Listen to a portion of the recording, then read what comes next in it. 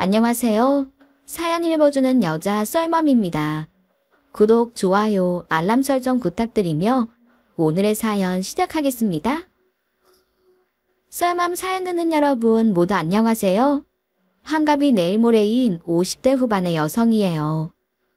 여러분들은 문득 자기 나이를 떠올리고 놀란 적 없으신가요?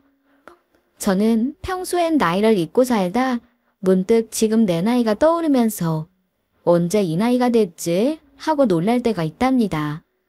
20살이 엊그제 같은데 이제 푸릇푸릇한 성취는 없으니 서글프긴 한데 그렇지만 나이와 함께 그만큼의 연륜이 생긴 거겠죠? 연륜만큼 사람을 보는 눈도 생긴 거라 믿어요. 저는 다른 사람을 질투하고 또 열등감을 가진 사람들만큼은 구분할 줄 아는 요령이 좀 있는데요. 열등감 많은 사람한테 호되게 당한 적이 있어서 그런지 사람을 보는 눈이 생긴 것 같기도 하네요. 누군가를 시기하고 질투하는 게 얼마나 추한 일인지 알게 된 일이라 오늘은 그 이야기를 한번 나눠보려 합니다. 끝까지 재밌게 들어주시면 감사하겠습니다. 어릴 적 제 별명은 공주님이었습니다. 참 쑥스러운 별명인데 동네 친구들이나 어른들이 그렇게 불러주곤 했었죠. 당시에 아빠가 사업을 하셔서 집도 잘 살아서인지 다들 좋은 별명으로 불러줬던 것 같네요. 어렸을 적 저는 공부도 곧 잘하는 편이었어요. 그래서 학교 다닐 때는 늘 반장 자리를 도맡아 하곤 했었죠. 그러다 보니 저를 시기하는 친구도 있었는데 특히 중학교 때 같은 반이었던 애가 저를 유난히 질투했어요. 저 때문에 반장 선거에서 떨어져 제가 반장이 되고 걔가 부반장이 됐는데 그게 마음에 안 들었는지 그때부터 저를 괴롭히기 시작했습니다. 처음에는 저도 별로 신경 쓰지 않았어요. 그런데 저를 질투하는 게 점점 더 심해지더니 저랑 제 친구들 사이를 이간질하더라고요. 그래서 점점 그 친구들과의 사이가 멀어지게 돼버렸죠. 그러다가 일이 터졌습니다. 아빠가 친한 분에게 사기를 당해 집 전 재산을 모두 날리신 거예요. 그래서 저희 집이 한순간에 무너져 버렸어요. 한순간에 집안이 폭삭 망해버렸으니 그때 충격이 얼마나 컸는지 다 말을 할 수가 없을 정도였습니다. 그 시절 사춘기 소녀였던 저는 갑자기 가난해진 집이 너무나도 창피했어요. 그걸 숨기고 싶었지만 그럴 수가 없었죠. 이미 우리 집이 망한 건 온 동네 소문이 다 나 있었으니 말이에요. 저를 질투하던 부반장도 우리 집안이 망했단 말을 듣고 저한테 말을 걸더라고요. 유년미, 너희 집 어떻게 하냐? 우리 엄마가 그러던데 너희 아빠 사기당해서 집이 쫄딱 망했다며? 근데 괜찮아. 네가 걱정해주지 않아도 돼. 야, 어떻게 걱정을 안 하냐? 우리 같은 반 친구 아니야? 너 걱정하는 건 당연하지. 그리고 그냥 망한 것도 아니고 너네 살던 2층 집도 뺏기고 지금 방 한 칸짜리 집에 새 들어 산다며? 그럼 어떡해? 너 네 방도 없는 거 아니야? 너희 집 식구들 그 좁은 단칸방에서 다 같이 자? 그래, 한 방에서 다 같이 자. 대답했으니까 나 먼저 가볼게. 잠깐만, 너 지금 나한테 화내는 거야? 집안 망하게 한 사람은 너희 아빠인데 왜 나한테 화를 내? 아님 내 말이 뭐 기분 나빴어? 나는 네가 진짜 힘들까봐 물어본 것뿐이란 말이야. 다들 너 공주님이라고 부르니까 네가 정말 공주라도 되는 줄 알고 살았을 텐데 한순간에 폭삭 망해서 어떻게 하냐?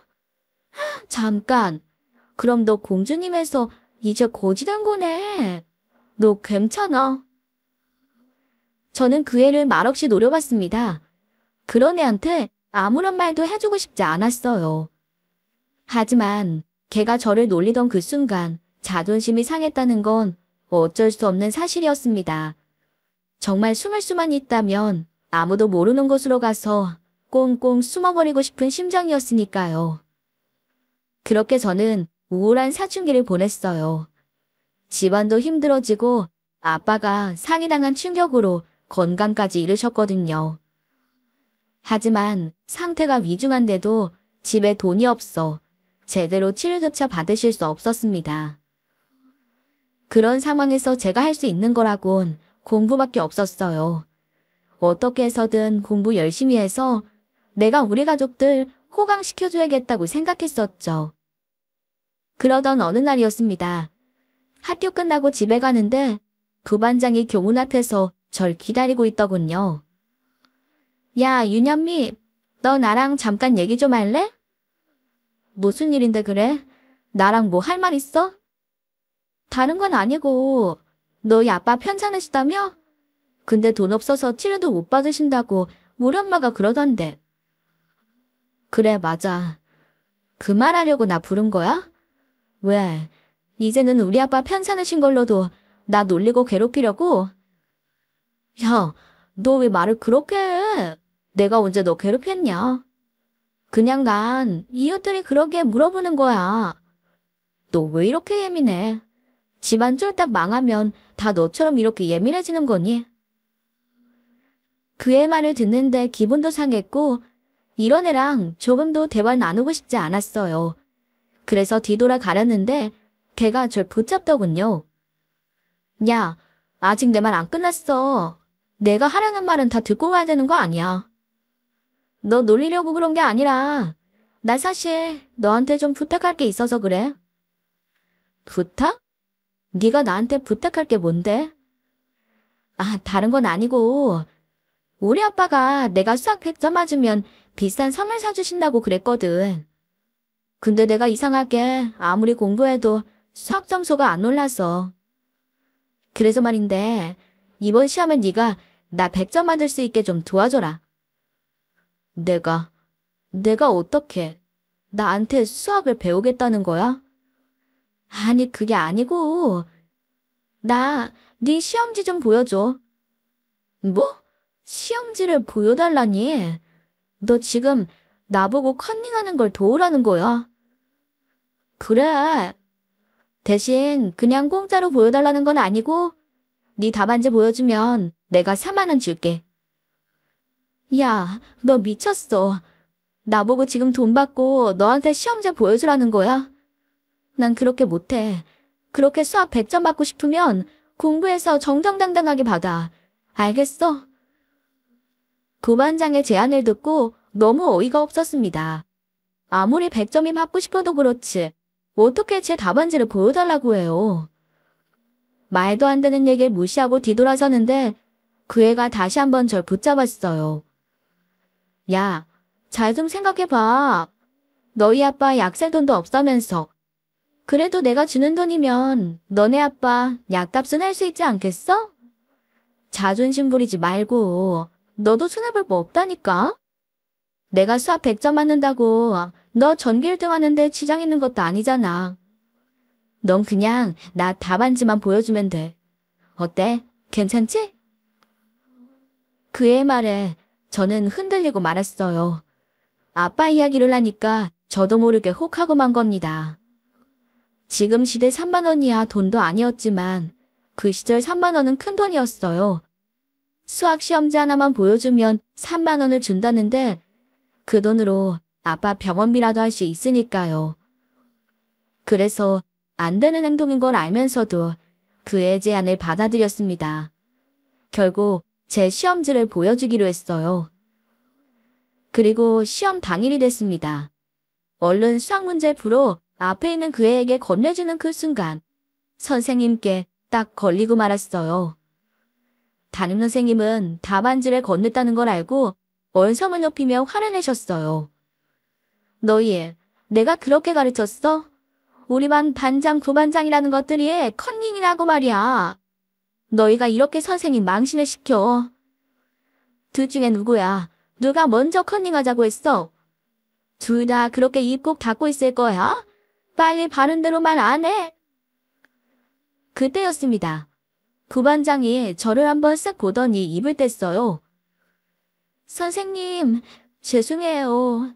현미가 시험지 준다고 할 때 제가 안 된다고 했어야 했는데 수학 점수 잘 받고 싶은 마음에 그만. 제가 잘못했어요. 부반장, 그러니까 반장이 먼저 너한테 컨닝하자고 했다는 거야? 네. 제가 수학 성적 때문에 고민하니까 자기가 답안지 보여주겠다고. 그래서 100점 맞으면 자기한테 돈 달라 그랬어요. 그거 벌어서 아빠 병원 모시고 가겠다고요.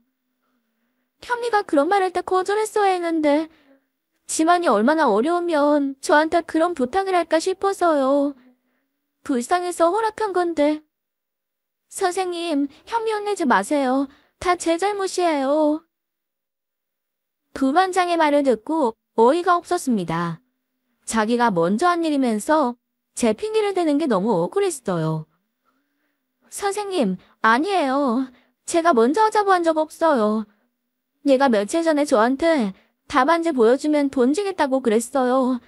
부반장 말 사실 아니에요.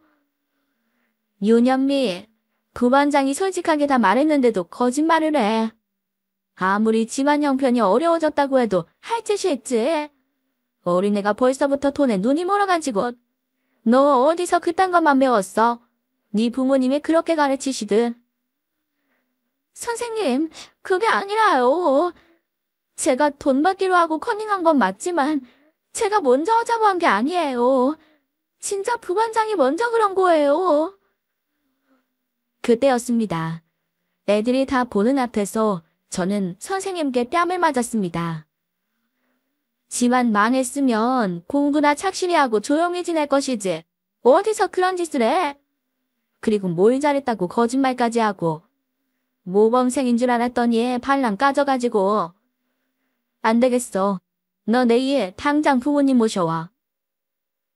그렇게 선생님은 제 뺨을 때리며 화를 내셨고 저는 반 아이들이 모두 보는 앞에서 수모를 당하고 말았습니다. 저는 이대로 가만히 바보가 되기는 싫었어요. 부반장을 따로 불러 뒤통수를 한 대 후려 갈겼습니다. 아! 야, 너 미쳤어? 감히 나를 때려? 그래, 때렸다. 너 왜 거짓말해? 네가 먼저 나한테 시험지 보여주면 돈 주겠다고 꼬드긴 거면서 왜 거짓말해? 빨리 가서 선생님께 사실대로 말씀드려. 얼른! 내가 왜? 그리고 어차피 지금 가서 사실대로 말한다고 선생님이 믿지도 않으셔.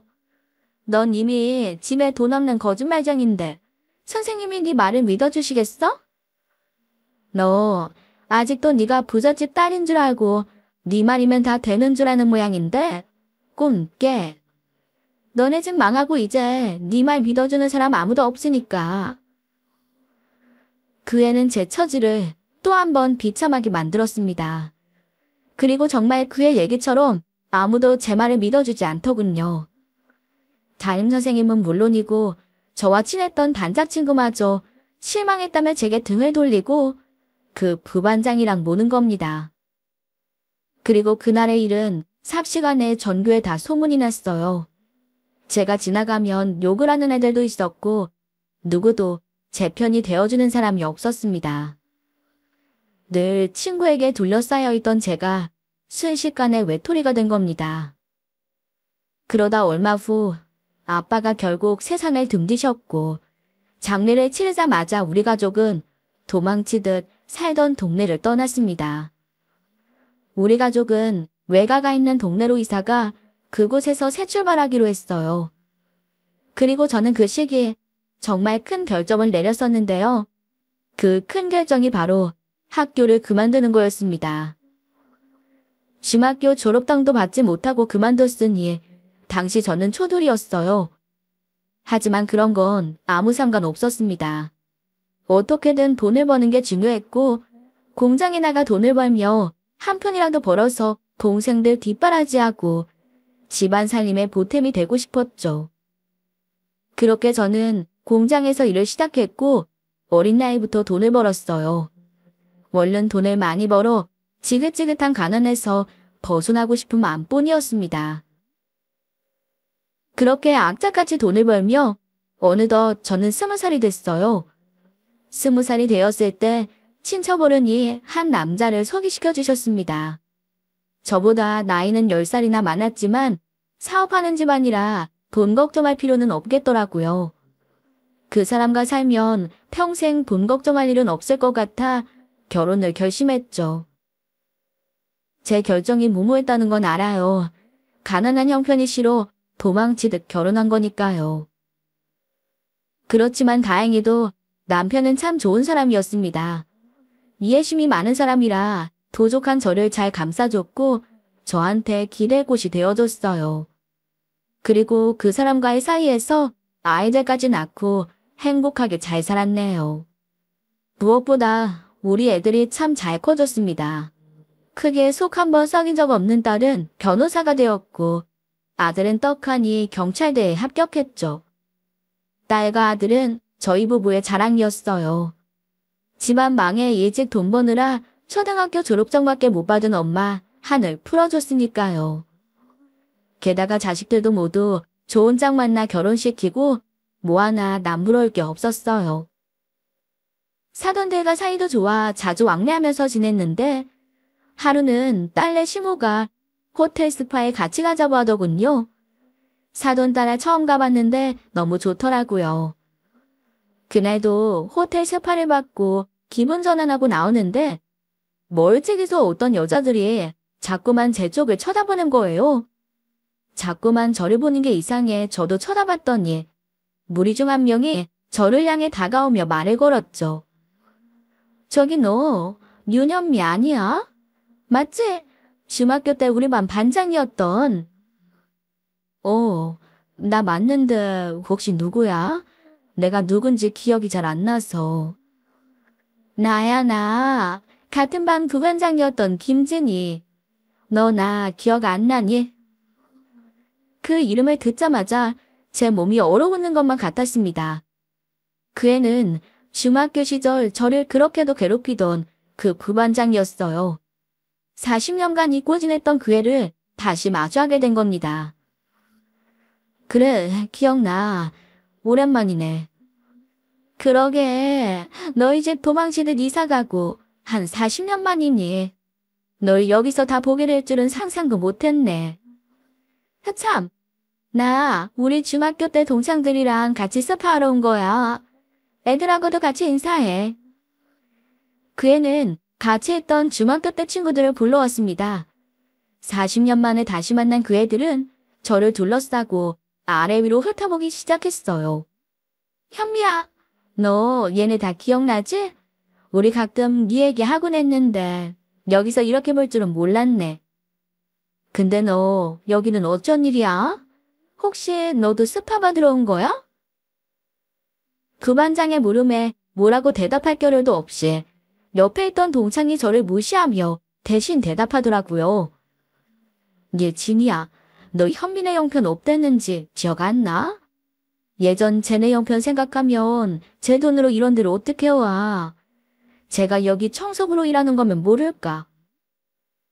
맞다. 쟤네 집 쫄딱 망했었지. 내가 그걸 깜빡했네. 현미야, 미안하다. 내가 나이 먹다 보니까 너희 집 형편을 깜빡했지 뭐야. 그때 너 아버지 약값도 없어서 나한테 시험지 보여준 돈으로 약값 마련하고 그랬잖아. 기억나지? 지금은 좀 어때? 형편은 폈어? 아니지. 요즘 세상에 형편 피는 게 어디 그렇게 쉽겠니? 너랑 비슷한 집으로 시집 갔으면 그때나 지금이나 찢어지게 가난하게 사는 건 비슷하겠다. 어떡해. 살기 많이 힘들지? 부반장의 말을 듣고 참 어이가 없었습니다. 당연히 제 형편이 어려울 거라고 생각하는 게 기막혔어요. 저기, 예전이야 그랬지만 지금은 아니야. 나 이제 살만해졌어. 그러니까 옛날 얘기는 안 꺼내도 돼. 너 괜히 자존심 상해서 그러는 거야. 우리 사이에 자존심 내세울 게 뭐가 있어. 너희 집 잘 살다가 쫄딱 망하는 것까지 우리가 다 봤는데 뭘. 그나저나 너 학교는 나왔어.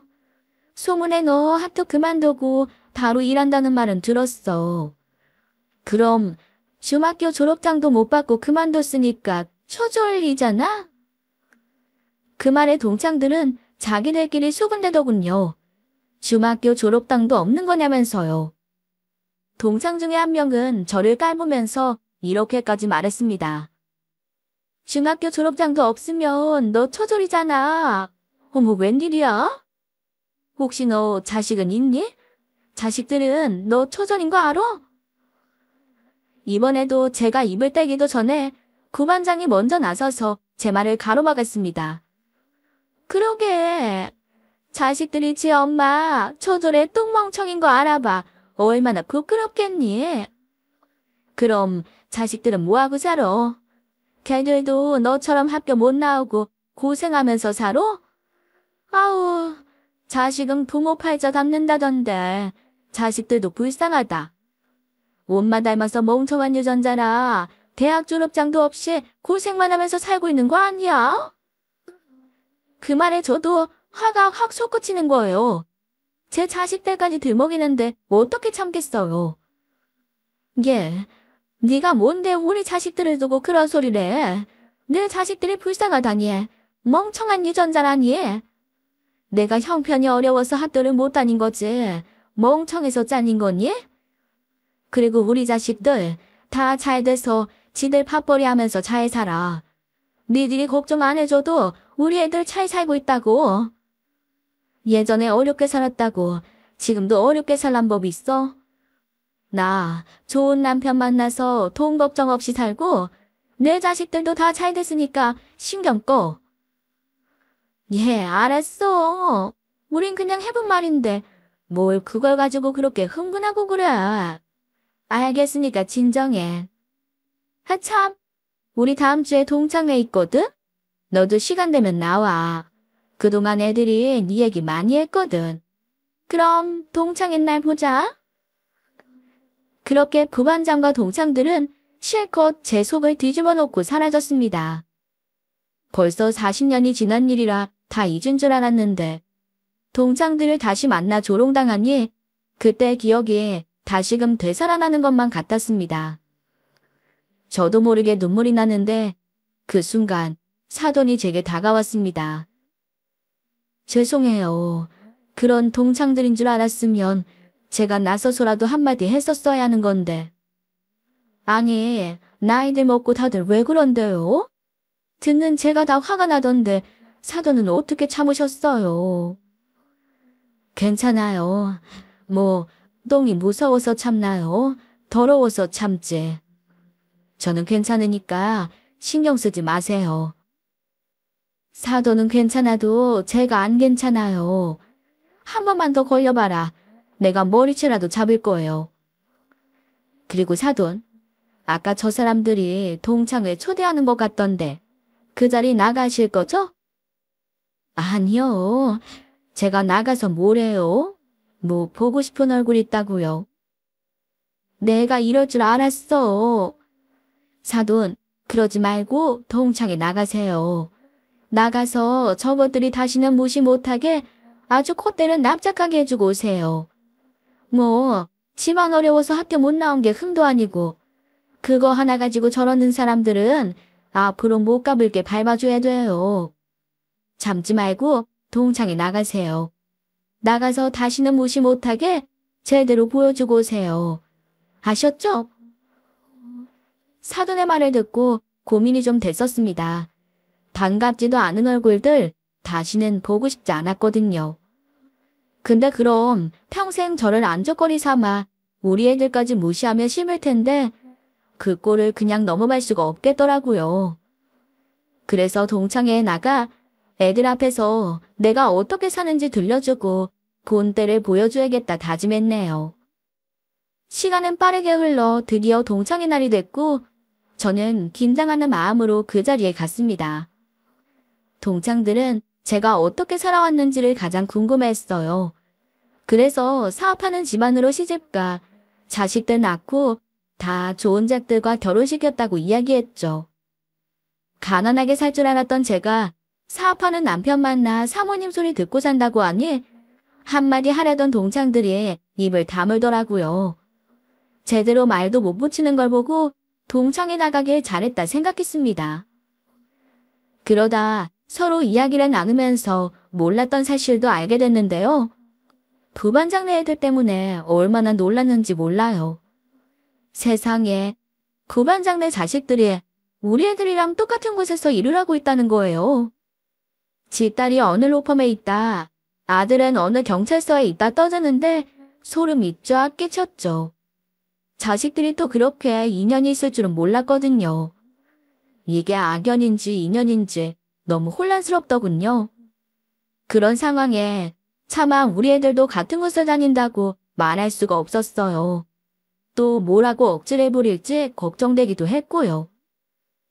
어쨌든 그날 동창회는 별일 없이 끝났습니다. 잔뜩 걱정하고 만 건데 큰일이 나지 않아 다행이었죠. 그리고 며칠 후 딸을 데려다 주러 딸이 일하는 로펌 앞에 갔는데 그 앞에서 부반장과 그 딸을 발견했어요. 그래서 갑자기 궁금해져 제 딸에게 좀 물어봤네요. 민선아, 너 저기 앞에 아가씨 보이지? 저 여자도 혹시 너희 로펌 변호사야? 누구? 아, 저 사람?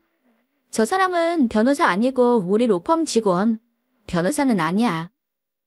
확실해? 너희 로펌 변호사 아니고? 네가 잘 모르는 거 아니야? 엄마는? 우리 로펌에 내가 모르는 변호사가 어딨어. 그리고 우리 로펌 사무실 얼굴쯤은 다 알지. 맞다. 그리고 저 직원 나랑 이름 똑같아. 성까지 다 똑같아서 깜짝 놀란 거 있지? 근데 엄마가 갑자기 그런 건 왜 물어봐? 저 직원 엄마가 아는 사람이야? 아니, 그런 건 아니고 꾸민 것도 그렇고 변호사처럼 보이길래 혹시 너희 로펌 변호사인가 해서. 근데 저 여자 변호사 아니고 확실히 너희 로펌 직원이라는 거지? 그렇다니까. 안 그래도 저 직원 때문에 사람들이 말이 많아. 하고 다니는 거 보면 변호사인 우리보다 더 화려하다고. 그렇게 딸에게 부반장 자식에 대한 이야기를 듣고 머릿속이 혼란스러워졌어요. 동창회 때는 분명 자기 딸이 변호사라고 이 로펌에 다닌다고 했는데 제 딸은 저 여자는 변호사가 아니라 직원이라고 하니 뭐가 맞는 건지 모르겠더라고요. 그리고 다음 날이었습니다. 우리 집에 중학교 시절 저와 가장 친했던 단짝이 찾아왔어요. 참 친한 사이였는데 그 시절 이 친구도 제게 등을 돌렸었어요. 그게 내심 서운했는데 그 일을 사과하러 왔더라고요. 현미야, 너무 오래전 일이지만 그때 일 사과하고 싶어서 왔어. 우리 그 시절에 얼마나 단짝이었어. 근데 내가 네 편도 안 들어주고 나까지 너 따돌린 게 그게 몇십 년 동안 맘에 걸렸어. 정말 미안하다. 됐어. 다 지난 일인데 뭐. 솔직히 그때 너한테 좀 섭섭하긴 했지만 다 잊어버렸으니까 마음 쓰지 마. 아니야. 내가 네 편 들어주지 못한 게 얼마나 한으로 남는지 몰라. 신이 걔가 나한테 협박만 안 했어도. 사실 걔가 그때 너랑 놀지 말라고 얼마나 따라다니면서 괴롭혔는데. 내가 거기 넘어가서 너한테 해선 안 될 짓을 했어. 미안해, 현미야. 그 친구는 제게 진심으로 사과했고 저도 그 사과를 받아줬습니다. 그러면서 동창들 이야기를 하게 되었는데 그러다가 부반장 이야기가 나왔어요. 걔는 나이 50이 넘도록 아직도 친구들을 시녀 부리듯 하고 있더라고요. 게다가 애들한테 돈 빌려가서 갚지도 않고 얼마 전에는 이 친구한테도 돈을 뜯어갔다는 겁니다. 현미, 너도 들었지? 걔 딸이 변호사래잖아. 그래서 이번에 우리 남편 소송 부탁했더니 돈을 내놓으라는 거야. 별 수 있니? 힘없으면 달라는 대로 줘야지. 그런 일이 있었어? 아니 그래도 그렇지 왜 돈을 줬어? 걔 딸이 변호사인 건 맞아? 그건 확인했어? 다른 애들도 걔한테 잘 보이려고 돈 엄청 줬어. 변호사 딸 두고 더 대접받는 거지 뭐. 그리고 설마 딸 직업 가지고 우리한테 거짓말을 했겠어? 나도 명함까지 받았는걸? 이거 봐봐. 동창은 부반장 딸이 준 거라며 명함을 건넸어요. 명함을 보니 정말 우리 딸 이름이랑 똑같더군요. 어떻게 이런 우연이 있나 싶은 순간 이런 생각이 드는 거예요. 정말 그의 딸이 로펌 직원이라면 걔가 이름이 똑같은 우리 딸을 이용해 변호사인 척하는 건 아닐까 싶더라고요.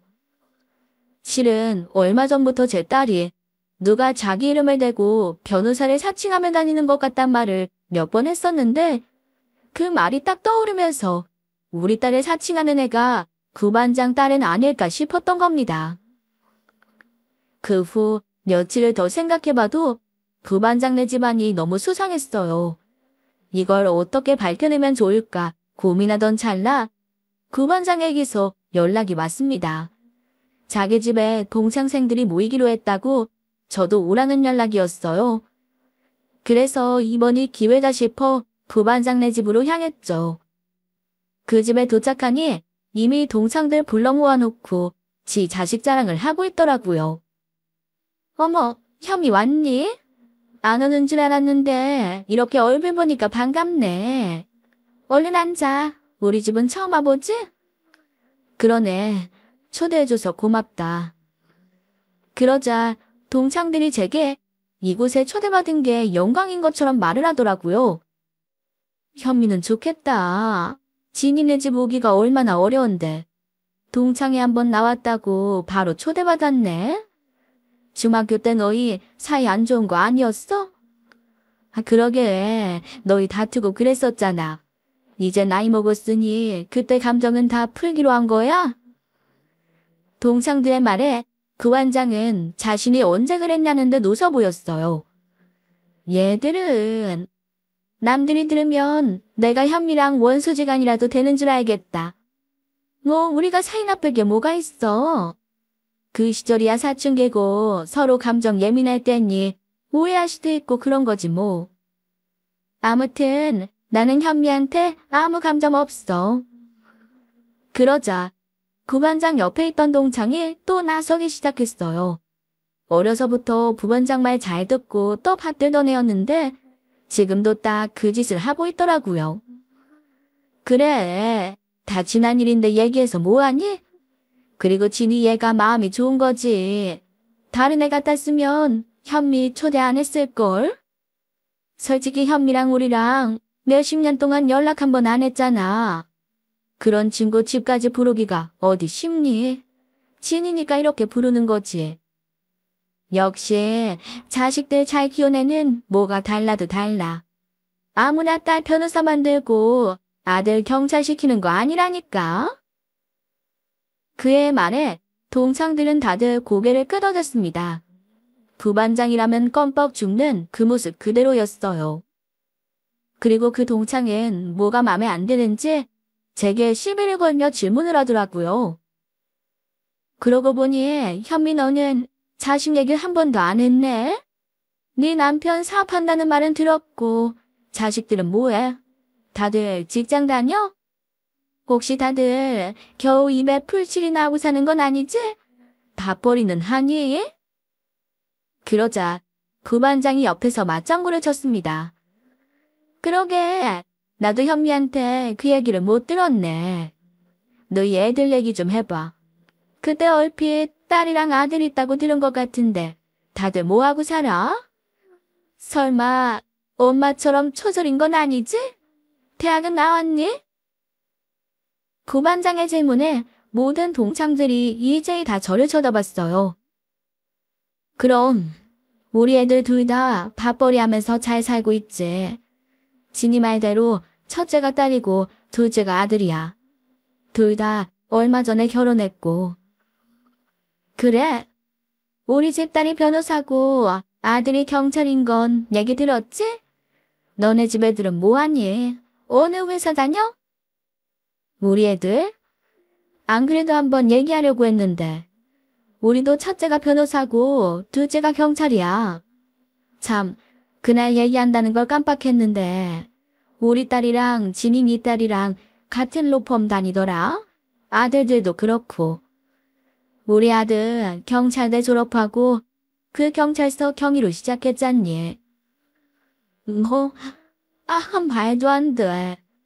현미야, 너 오랜만에 만났다고 동창들 앞에서 거짓말하면 되니? 어떻게 네 자식들이 변호사에 경찰까지 해? 엄마가 처졸인데 자식들이 그렇게 잘 컸다고? 말도 안 되지. 거기다가 우리 애들이랑 같은 데 다닌다니. 거짓말도 정도껏 해라. 너 그렇게 거짓말하는 거 그거 사기야. 그 친구는 제 말을 믿을 수 없다는 반응을 보였고 저도 더는 참을 수가 없었어요.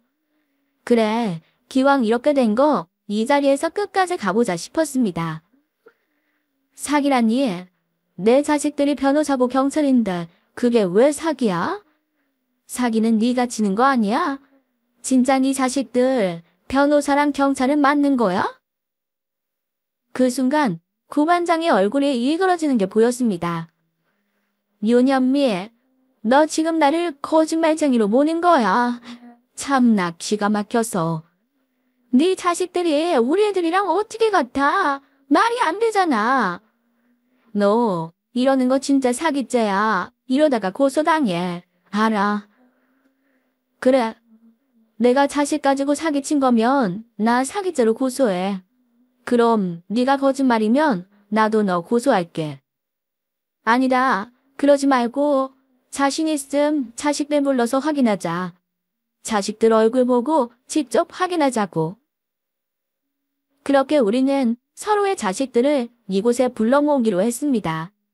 저도 애들에게 엄마 데리러 오라고 곧장 연락했어요.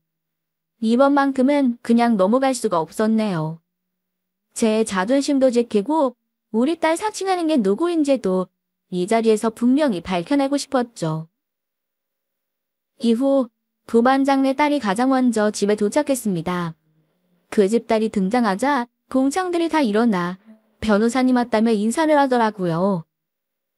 그때였습니다. 그 집에 변호사인 제 딸이 나타났고 우리 딸 얼굴을 보자마자 부반장 딸의 표정이 싹 굳어버렸습니다. 그러더니 우리 딸 앞에 변호사님이 여길 어떻게 오셨냐며 몸을 돌려 고개를 숙여버렸어요. 그 모습에 동창들은 제 딸을 붙잡고 진짜 변호사냐며 묻기 시작했죠. 저기, 나 현미 친구인데 그쪽이 진짜 현미 딸이에요. 변호사라고 하던데 맞아요? 네. 말씀 많이 들었습니다. 인사가 늦었죠? 저는 김민선이라고 합니다. 지금은 변호사로 로펌에서 일하고 있어요. 제 딸에는 동창들에게 명함을 돌렸고 동창들은 명함을 손에 들고 상황 파악을 하는 눈치였어요. 현미 딸이랑 진인의 딸 이름도 똑같고 일하는 로펌도 똑같은데 이게 진짜냐고 서로 묻기 바쁘더라고요. 구반장이랑 가까웠던 동창들은 얼굴이 사색이 됐고 금방이라도 개거품을 물 것 같은 얼굴이었어요. 가난뱅이라고 무시했던 제 딸이 변호사라는 걸 믿을 수 없었는지 진짜 변호사 맞냐고 몇 번을 물었습니다. 아니, 진짜 이은현미 딸 맞아요. 진짜 변호사 맞냐고요. 저기 저 여자분 보이죠? 제가 내 친구 딸인데 그쪽이랑 쟤랑 이름이 똑같아요. 다니는 로펌도 똑같은데 혹시 그쪽이 내 친구 딸인 척 변호사라고 사기치고 다니는 거 아니에요? 제가요? 아니요. 뭔가 오해가 있으신 것 같은데 제가 김민선 변호사 맞습니다. 안 그래도 요즘 제가 모르는 곳에서 절 자꾸 찾아서 이상했는데 아무튼 뭔가 오해하신 것 같은데 제가 변호사고 저기는 저분은 변호사는 아니고 저희 로펌 직원이에요. 공교롭게도 저랑 이름도 똑같고요. 그런데 엄마 친구분 따님인 줄은 몰랐네요. 딸의 말에 동창들이 부반장을 향해 어떻게 된 일이냐고 따져 묻기 시작했습니다. 부반장은 아주 똥 씹은 얼굴을 하고 있더라고요. 진이야, 지금 현미 딸이 하는 말이 다 뭐야? 네 딸이 변호사가 아니라 그냥 직원이라는데 그게 사실이야. 네가 네 입으로 네 딸 민선이 변호사라며. 뭐가 어떻게 된 건지 설명 좀 해봐. 응? 어떻게 된 거야? 동창들이 따져 물어도 부반장은 입만 꾹 다물고 있었습니다. 그러자 따져 묻던 동창생 하나가 크게 화가 났나 봐요. 갑자기 부반장 머리채를 잡는 겁니다. 야, 네 딸 변호사라는 거 순 거짓말이지. 우리한테 잘난 척하려고 다 꾸며낸 거 맞지? 너 네 딸 변호사라고 그렇게 유사 부리고 야금야금 돈 빌려가더니 알고 보니 로펌 직원이었어. 아, 참나. 사기죄로 고소당할 사람은 현미가 아니라 니년이네. 너 어떻게 할 거야?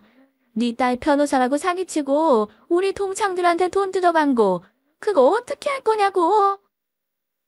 뭘 어떻게 해? 내가 다 갚아주면 될 거 아니야. 뭐 몇 억 빌려준 것도 아니고 몇백 쳐놓고 생색이야? 그리고 우리 딸이 변호사인 척 좀 했다. 왜? 어차피 그 로펌 다니면 다 거기서 거기 아니야. 로펌에서 월급 받고 법에 대해서도 잘 알면 우리 딸도 변호사지 뭐.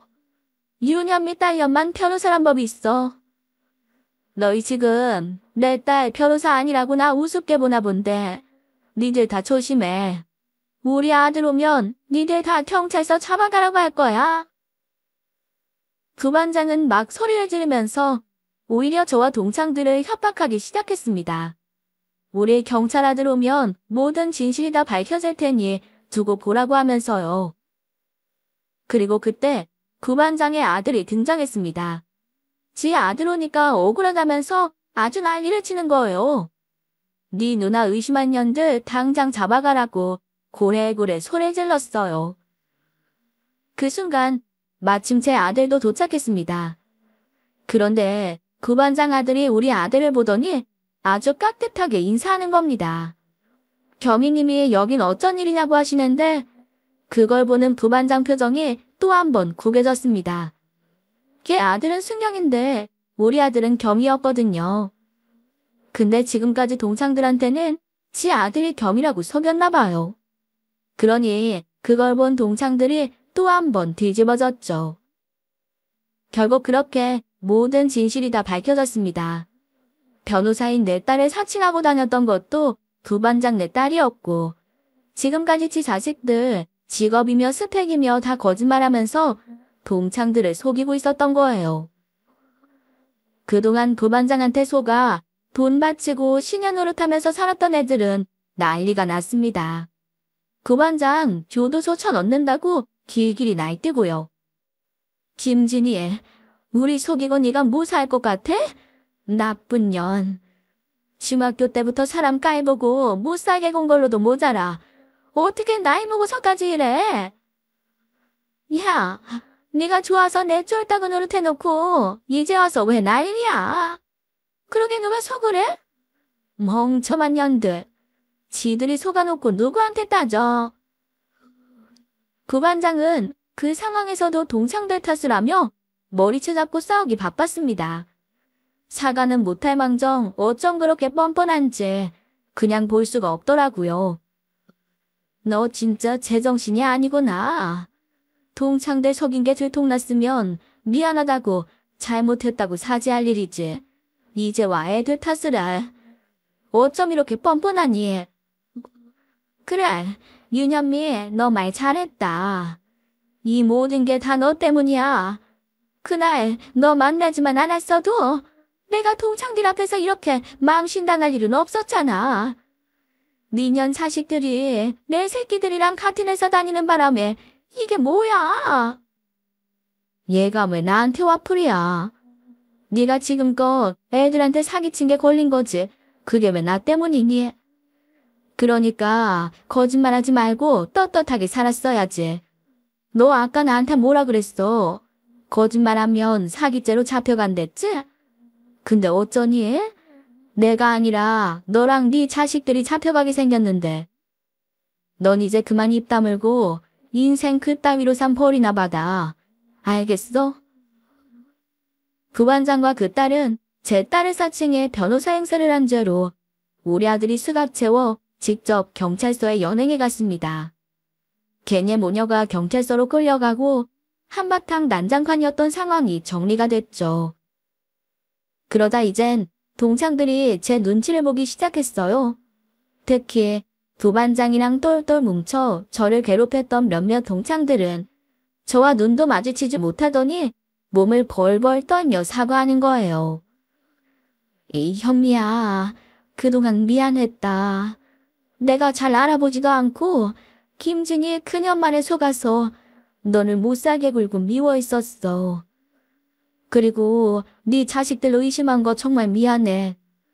그냥 너는 중학교도 졸업 못했는데 네 자식들은 그렇게 잘 된 게 믿어지지 않아서 그래서 그랬던 거야. 우리가 진짜 죽을 죄를 졌다. 다시는 안 그럴 테니까 우리 한 번만 봐줘. 우리가 이렇게 싹싹 빌게. 응? 그래. 이렇게 사과하는데 받아줘야지.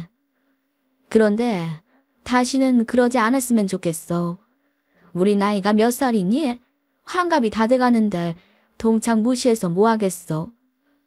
이제 누구 무시하고 깔보고 그러지 말고 잘 지내보자.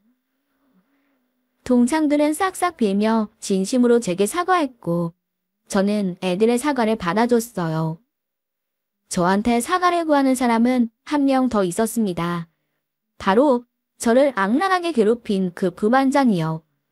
지 딸이랑 사기죄로 감옥 가는 게 무서웠는지 선처 좀 해달라며 찾아왔더라고요. 현미야, 내가 부탁 좀 하자. 나랑 우리 딸 지금 감옥 가게 생겼어. 너도 내가 이 나이에 감옥 가는 걸 바라진 않잖아. 그러니까 네가 나 좀 도와줘라. 나랑 우리 딸 감옥 가는 것만큼은 피하게 해줘. 평생 날 깔보고 무시할 줄 알았는데 네가 나한테 사과를 다 하네. 참, 세상 오래 살고 볼 일이다. 근데 사과하긴 너무 늦었어. 사과할 거면 거지라고 괴롭히던 그때 사과했어야지. 우리 아버지 약값 핑계로 나 꼬여서 컨닝하려던 거 들통났을 때 그때 사과 안 하고 왜 이제 와 이래. 내 자식들이 하나는 변호사에 하나는 경찰이라니까 이제야 내가 무섭니? 지금 애야 잘못한 것 같아? 맞아. 네 말이 다 맞아. 내가 다 잘못했으니까 용서 좀 해줘. 나 진짜 교도소 가기 싫어. 그 전에 하나만 묻자. 너 예전에 나한테 왜 그랬어?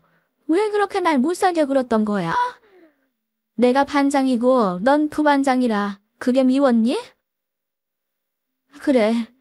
나 사실 그때부터 너 맘에 안 들었어. 별로 잘난 것도 없는 애한테 선생님이나 애들이나 특별 대우하는 거 눈꼴시리더라. 그래서 니네 집 망했다고 했을 때 솔직히 좋았어. 너 없으면 다 내 차지니까. 그럴 줄 알았어. 그렇게 날 질투하더니 꼴 좋다. 근데 질투를 하더라도 사기를 치지 말았어야지. 간 크게 변호사를 사칭하고도 네가 괜찮을 줄 알았어? 너 커닝한 거 걸렸을 때는 벌 받은 거 없지. 나만 애들 앞에서 뺨 맞고 그 수모를 당했으니까. 그럼 그 벌 지금 받는 거라 생각해. 너 선처해줄 생각 없으니까 감옥 가서 그 벌 다 받아. 평생 감옥에서 썩으면서 남 속이고 열등감에 사람 못 살게 군 대가 꼭 받아. 알겠어? 그렇게 저는 선처 없이 부반장과 그 딸을 감옥에 쳐넣었습니다. 질투와 열등감으로 남을 괴롭히고 사기까지 치며 살아온 인생이 쉽게 용서받아서는 안 되니까요. 그리고 그 두 사람은 아마 지금도 감옥에 있는 걸로 알고 있어요. 감옥살이 하면서 본인죄가 뭔지 깨닫기를 바랄 뿐입니다. 이 일로 저는 정말 큰 교훈을 얻었어요. 남의 질투하고 미워하지 않고 사는 인생이 참 행복한 거라는 걸 말입니다. 여러분들도 질투심에 누굴 미워하지 마시고 그냥 그 사람을 인정해주세요. 타인을 미워하면 내가 더 괴롭잖아요. 그저 인정하고 받아들인다면 누굴 미워하는 것보다 훨씬 마음이 편해지실 겁니다. 모두들 열등감 같은 못난 감정에 빠지지 않길 바라면서 제 사연은 이만 마칠게요. 끝까지 들어주셔서 고맙습니다.